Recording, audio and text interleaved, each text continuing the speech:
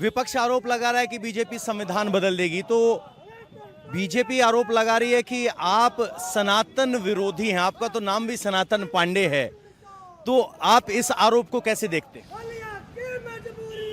साथ ही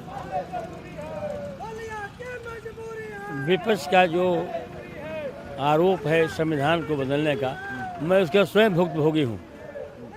कैसे? 2019 के चुनाव में 11:44 पर हमारा वोट था 1,38,000, विपक्ष का वोट था 98,000। उसमें मशीन हैंग कर जाती है, कलेक्टर ने बहाना किया, आरओ ने कहा मशीन हैंग कर गई। हम हो गए 98,000 पर, अब विरोधी हो गए 78,000 पर। अरे काउंटिंग एजेंट भी होते हैं नेताजी, आप तो पुराने अनुभवी नेता है। एजेंट भी थे, आप भी थे। हाँ। आपने भी मेरा सहयोग करने का काम किया था। हाँ। मीडिया के लोगों ने सवाल पूछा था कलेक्टर से कि वोट बढ़ता है, घट कैसे गया? अच्छा। उन्होंने जवाब दिया था हाँ। कि मशीन हैंग कर गई। अच्छा। देश में मशीन हैंग नहीं किया, बलिया में हैंग कर गई। तो हैंग करने पे मेरा 40 वोट घटता है, अब विपक्षी का 20,000 वोट घटता है। अब की बार जीत को लेकर कितने आश्वस्त हैं? इस बार बलिया की जनता पूरा मन बना चुकी है कि हम गठबंधन के प्रत्याशी सनातन पांडे को ही जिताएंगे। हम आम लोगों के मन में तो आता होगा ना कि जिसका नाम सनातन पांडे, उस सनातन को गाली दी जाए और अखिलेश चुप रहें। कि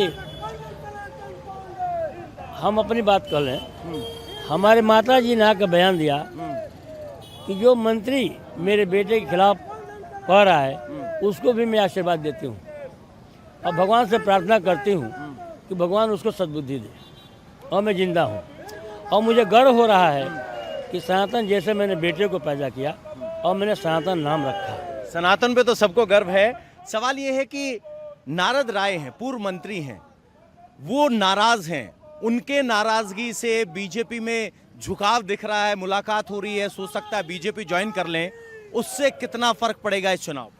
जितने लोग इस हिंदुस्तान में नंबर 2 के कारोबारी हैं, जो नंबर 2 के कारोबारी हैं या जमीन के नंबर 2 कारोबारी हैं या जिनके पास काला धन है, वो सारे के सारे लोग जो हैं बीजेपी के पास नतमस्तक हैं। बीजेपी के पास एक ऐसी वॉशिंग मशीन है कि सारे पापों को 1 मिनट में धुल देने का काम करती है। तो नारद राय को आप कह रहे हैं कि उनके पास काला धन है, नंबर 2 के व्यापारी हैं, इसलिए बीजेपी में जा रहे हैं? अगर नारद राय के पास बुद्धि होती तो मेरे बेटी को गाली देने का काम करते।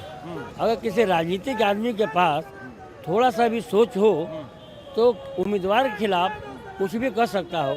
मैं तो उनके बेटे के खिलाफ एक भी नहीं बोल सकता हूँ। उनकी बेटी हमारी बेटी है, उनका बेटा हमारा बेटा है। तो आपको लग रहा है कि ये जो निजी हमले हो रहे हैं, इन पर चुनाव हो रहा है? कोई एक राष्ट्रीय मुद्दा है उस पर चुनाव हो रहा है?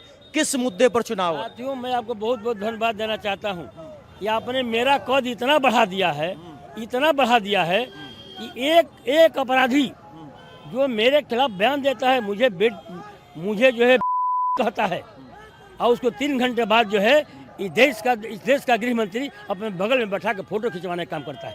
प्रदेश का मुख्यमंत्री कितना घबराया हुआ है कि उसको बलिया के जो है 18 लाख मतदाताओं पर विश्वास नहीं है।